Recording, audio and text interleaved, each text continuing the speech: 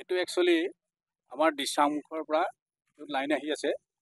দিচাংমুখৰ পৰা ইয়াত এটা আমাৰ এইটো তেলৰ লাইনটো দিচাংমুখৰ পৰা এটা লাইন আহিছে। ইয়াত এটা আমাৰ ৰিগ আছে, তালে তাৰ পৰা মিনি পুল আছে, মিনি পুলৰ পৰা আহে তেলটো।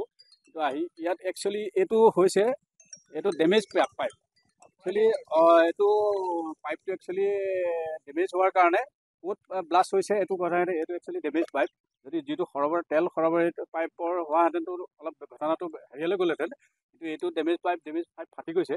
সেইটো কাৰণে নতুন পাইপ আমাৰ একচুৱেলি ৰিপ্লেচ কৰি আছে। এই বতৰৰ এনেকুৱা হেৰিয়াৰ কাৰণে কাম কৰিব, কিছুমান পথাৰত কাম কৰিব পৰা নাই। এইটো কি ৰাস্তা? Highway, national highway. এইটো কুডেলটো বিয়পিছে। এতিয়া কি কৰিব?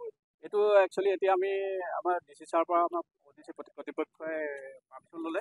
পাৰ্মিশ্যন লৈ ৰাস্তাটো এতিয়া এইটো কেনেবাকে মাৰি দিয়ে জ্বলিব। ইয়াত ভয়ংকৰ ঘটনা হয়নে নহয়? এটা ভয়ংকৰ ঘটনা। তাৰ কাৰণে আমি ওচৰত পাব্লিক আছে নে? পাব্লিক আছে। ভয়ংকৰ হয় নে? এইটো এটা ভয়ংকৰ ঘটনা, যিটো কাৰণে পাব্লিকৰ লোকচান হ'ব। পাব্লিক লোকচান হ'লে এখন মানে অৰাজকতাৰ সৃষ্টি হৈ যাব। তাৰ কাৰণে আমি আমাৰ ফায়াৰ ব্ৰিগেড আহিছে, কৰ্তৃপক্ষ আহিছে, সকলোৱে ইয়াত আমি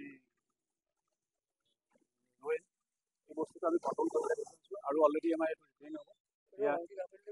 এইটো একচুৱেলি এতিয়া কাৰ গাফে এইটো বস্তুটো একচুৱেলি নহয়, এইটো ডেমেজ পাইপ। এইটো কোনো এইটো হাইৱে কাউণ্টে এইটো গোটেই বস্তুবোৰ হৈছে কি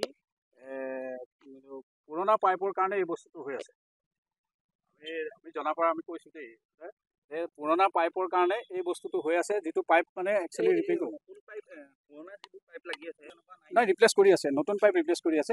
একচুৱেলি ৰিপ্লেচ কৰি আছে। কিছুমান পাইপ মানে এতিয়া ধৰি লওক তাৰ পৰা যিটো লাইন আহি আছে সেইটো ৰিপ্লেচ কৰিবৰ কাৰণে এতিয়া বতৰৰ কিছুমান অসুবিধাৰ কাৰণে তাত পথাৰৰ মাজেদি আমাৰ JCB নাযাব, পাইপ লাইন তেওঁলোকে ৱৰ্কাৰ কাম কৰিব নোৱাৰিব। তাৰ কাৰণে অসুবিধাৰ কাৰণে এনেকুৱা হৈছে। নহ'লে খৰালি বতৰত আমাৰ এইটো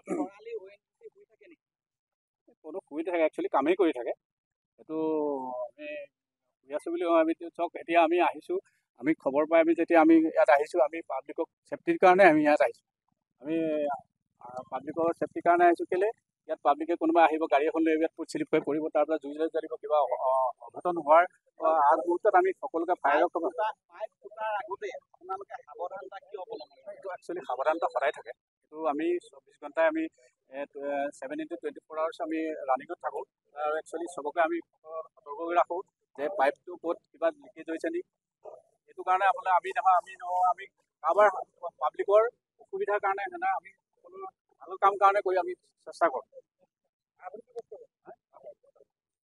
মই চিকিউৰিটি ছেকশ্যনৰে ডেমেজ পাইপ আছিলে। ডেমেজ পাইপৰ কাৰণে এইটো লিকেজ হৈ গৈছে। এইটো অলৰেডি এইটো বন্ধ কৰা হ'ল। এইটো ভয়ংকৰ ঘটনা হয়। আমিও এইটো কাৰণে হেৰি হৈছোঁ। একচুৱেলি এইটো পাইপটো একচুৱেলি ডেমেজ পাইপ আছিলে। এইটো লাইনটো একচুৱেলি তেল সৰবৰাহিত হোৱা নাছিলে। এইটো কি তেল কওক? ক্ৰুড অইল হয়। ক্ৰুড অইল ইয়াত এনেধৰণে এইটো 37 নং ৰাষ্ট্ৰীয় ঘাইপথ জানে আপুনি? হয়। কি ক'ব এই সন্দৰ্ভত? এইটো আমি এতিয়া প্ৰশাসনকো জনোৱা হ'ল, ডিচি ছাৰৰ পৰা পাৰ্মিশ্যন লোৱা হ'ল। আমি অলৰেডি এইটো ৰিপেয়াৰিং কৰি এইটো ব্লক কৰি দিয়া হ'ব। তাৰ কাৰণে আমাৰ যিমান ONGC কৰ্তৃপক্ষ আছে সকলোকে এইটোৰ কথা অৱগত কৰা হৈছে। আৰু তেখেতলোকে আজি ছাৰ্ভে কৰিলে। ছাৰ্ভে কৰি এইটো অলৰেডি এইটো ৰিপেয়াৰিং একচুৱেলি আমাৰ ONGC প্ৰশাসনৰ পৰা এইটো ONGC কৰ্তৃপক্ষৰ পৰা একচুৱেলি পুৰণা পাইপটো আমি ৰিপ্লেচ কৰি নতুন পাইপ তাত বহোৱা হৈছে। কিন্তু এতিয়া বতৰৰ কিছুমান অসুবিধাৰ কাৰণে কিছুমান পথাৰত যাব নোৱাৰা হৈছে। আৰু আপোনালোকে যিকোনো খবৰৰ বাবে যোগাযোগ কৰক 7099017330 লগতে 7099017110 নম্বৰত।